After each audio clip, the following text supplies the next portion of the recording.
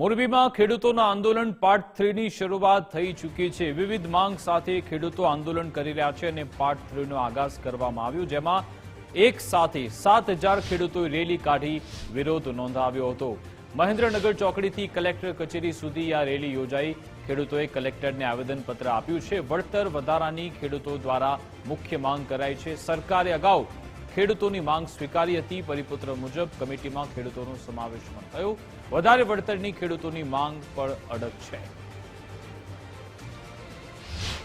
પરિપત્ર હતા તેમને આપ્યું છે 365 ગામના જે ગ્રામ પંચાયતના લેટર પેડ ઉપર આપવામાં આવ્યું છે કે આ પરિપત્ર છે તેમને મંજૂર નથી। જે તેમની સાથે વાત કરું, કલેક્ટરને જે રજૂઆત મુદ્દાસર કરવામાં આવી છે, શું રજૂઆત તો ઘણી બધી છે।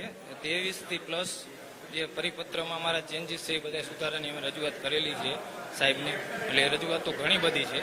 એ દેખાડે છે કે મોરબી જિલ્લામાં નારી શક્તિ જાગૃત થઈ ગઈ છે અને ભવિષ્યમાં હવે મહિલા પણ પોતાનો અવાજ ઉપાડશે। અમારા જે આ સત્યાગ્રહ પાર્ટ 3 છે એમાં મોટો જે કહેવાય ને હિસ્સો છે, ભાગીદારી છે મહિલાની છે, એટલે મહિલાએ જ આ આવેદનપત્ર આપેલું છે। આ દ્રશ્યો જોઈ રહ્યા છો 365 ગામના જે ગ્રામ પંચાયતના જે કહી શકાય કે લેટર પેડ ઉપર લખીને આપ્યું છે અને સાથે આ મુદ્દાસર આવેદનપત્ર આપવામાં આવ્યું છે। શું મુદ્દો આપ્યો હતો કલેક્ટર? અમે કલેક્ટરને એ મુદ્દો આપ્યો કે અમારા ખેતરમાં વીજ લાઈન નાખી એનાથી અમારા ખેડૂત ભાઈઓ, ખેડૂત મજૂરો એને કામ કરવામાં જીવના જોખમે એને એ કામ કરવું પડે। જો એવામાં એ કામ કરતા કરતા જો અચાનક ન કરે નારાયણ એનું મૃત્યુ થઈ જાય તો આમાં વીમા કવચવાળાએ કોઈ પરિપત્રમાં ઉલ્લેખ આપ્યો નથી। સાહેબ, અમારા આ પૈસા કરતા અમારું જીવનનું તો જાજુ મૂલ્ય છે। આથી જે વીજ લાઈન નીકળે છે એમાં અમારા ખેતરની સારી એવી જમીન એમાં જાય છે, તો અમારા ખેતરનું સારું એવું મૂલ્યાંકન માર્કેટ વેલ્યુ ડાઉન થઈ જાય છે। તો જે અમને 60% વળતર આપે છે એના જગ્યાએ અમને 260% વળતર આપે એવી અમારી માંગ છે। અને બીજું એક છે કે ભારતમાં દરેક લોકો સરખો જ ટેક્સ ભરે છે, કોઈ જાજો થોડો નથી। તો પછી ગ્રામ પંચાયતમાં 30% છે, પછી નગરપાલિકામાં 45% છે અને મહાનગરપાલિકામાં 60% છે। તો વિસ્તાર વાઇઝ દરેકની વાવમાં તો વધઘટ થવાની જ છે। તો ગ્રામ પંચાયત, નગરપાલિકા અને મહાનગરપાલિકા તો બધાનો ગુણાંક સરખો કેમ નહીં? તો શું 25 વર્ષ પછી આ વીજ પોલ કે તારને હટાવી દેવામાં આવશે કે ફરીવાર પછી ખેડૂતને ફરી વળતર આપવામાં આવશે? મારો મુદ્દો એ હતો કે બધે જ આપણે હાઈ વેલ્યુ માન્ય ગણવામાં આવે છે, તો અમારા જમીનની લો કેમ? અમારે પણ હાઈ વેલ્યુ જોઈએ।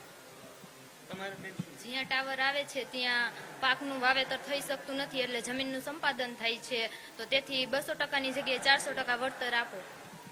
તમારું શું? અમારા ખેતરમાં થાંભલો નીકળ્યો છે તેમાં તાર ખેંચાયેલા છે, તો એ તાર અચાનક પડે અને અમે નીચે વાવેતર કરી તો એનો અમારે કોઈને એનું વળતર આ લેખમાં કે આપેલું નથી, તો એનું વળતર કોણ આપશે અમને? કેમેરા પર્સન આપણે ત્રિવેદી સાથે રહી લાખાણી, ગુજરાત ફર્સ્ટ, મોરબી। આપણી સાથે જિલ્લા કલેક્ટર છે, ખરે સાહેબ તેમની સાથે વાત કરશું। સાહેબ, ખેડૂતો માટે સરકારે એક રાહત પેકેજ પણ જાહેર કર્યું, છતાં પણ ખેડૂતો માનવા તૈયાર નથી। અલગ અલગ મુદ્દાઓ આપના સમક્ષ રજૂ કરવામાં આવ્યા છે, કયા કયા મુદ્દાઓને લઈને આપના પાસે આવ્યા છે? ખાસ જેતપરના ખેડૂતોની જે માંગણીઓ હતી એ અનુસંધાને સરકારશ્રીએ ખૂબ જ ઉદારમાન રાખીને એક વિસ્તૃત પરિપત્ર કર્યું છે, જે પરિપત્રમાં તમામ માંગણીઓનો સમાવેશ થઈ ગયો છે। માર્કેટ રેટ કમિટીની રચના કરવામાં આવે, જેમાં ખેડૂતના પ્રતિનિધિઓ પણ હોય, એ પણ એક પ્રમુખ માંગણી હતી, જે ઓલરેડી સરકારશ્રીના પરિપત્રમાં સમાવેશ કરી લેવામાં આવી છે। સાથે સાથે જે વળતર હતું એ પણ વધારવામાં આવ્યું છે। વળતર જો પહેલાં 85% હતું, હવે 200% કરવામાં આવ્યું છે। સાથે સાથે જે વળતર છે એ પહેલાં ડીએલવીસીના રેટ પ્રમાણે હતું, હવે એમઆરસીના રેટ પ્રમાણે છે, તો એનાથી જે અસર આવશે એ 2 ગણાથી પણ વધારાની અસર આવશે।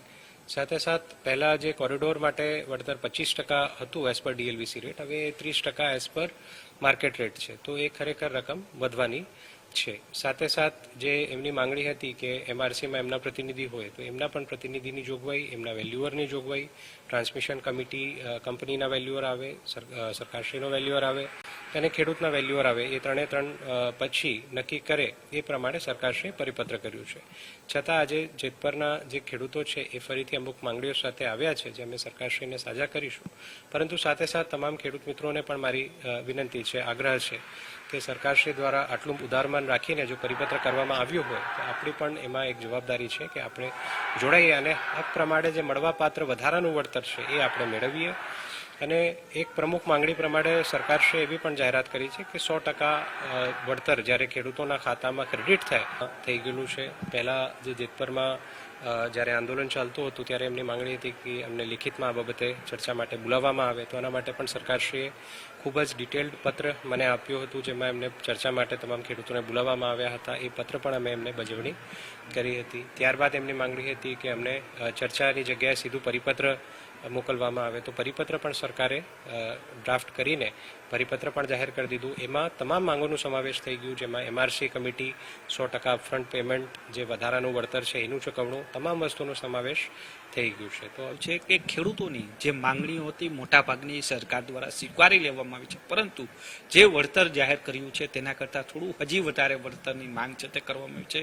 આ વળતરને લઈને સરકારને જાણ પણ કલેક્ટર દ્વારા કરવામાં આવશે, પરંતુ જે સરકારે જાહેરાત કરી છે તે માટે થઈને જે કમિટીની અંદર ખેડૂતોએ આવીને બેસીને ચર્ચા કરવી એ પણ જરૂરી છે, કારણ કે કમિટી કયા પ્રકારની આખી વાતચીત કરી છે, બજાર માર્કેટ શું છે, આ તમામ જ્યારે ખેડૂતો કમિટી સાથે બેસશે ત્યારે જ સાચી હકીકત છે તે પણ સામે આવી શકે તેમ છે. એટલે ખેડૂતોએ પણ જે કમિટી એટલે કે કલેક્ટરે જે રચના કરી છે તેમાં આવીને ચર્ચામાં ભાગ લેવો એ પણ જરૂરી છે. કેમેરા પર્સન અભય ત્રિવેદી સાથે રહીમ લાખાણી, ગુજરાત ફર્સ્ટ, મોરબી.